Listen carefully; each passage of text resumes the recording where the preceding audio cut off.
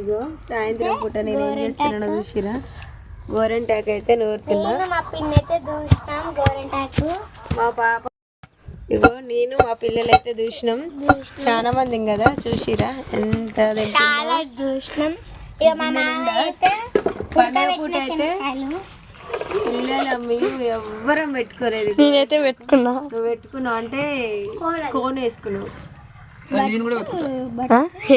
ఇంత పెద్ద చేతులకు పండగకి అయితే గోరెంటాకు లేకుండా ఎప్పుడు లేము మేము. నాకు జ్వరం వచ్చి అసలు ఇంట్లో గోరెంటాకు చెట్టు ఉన్నా కానీ తెంపి నూరే ఓపిక లేక పెట్టుకోలేకపోయాను. ఇక ఇప్పుడైతే నూరుతున్నాం. మా మామ అయితే ఉడకబెట్టిన శనక్కాయలు తింటుంది, పల్లికాయలు ఒక్కటి కూడా చేస్తాడు మా మామయ్య. నాకైతే గోరెంటాకు అంటే చాలా మా అమ్మమ్మ అయితే తెచ్చినానుగా, మా పిన్ని అయితే ఉడకబెట్టింది మాకు.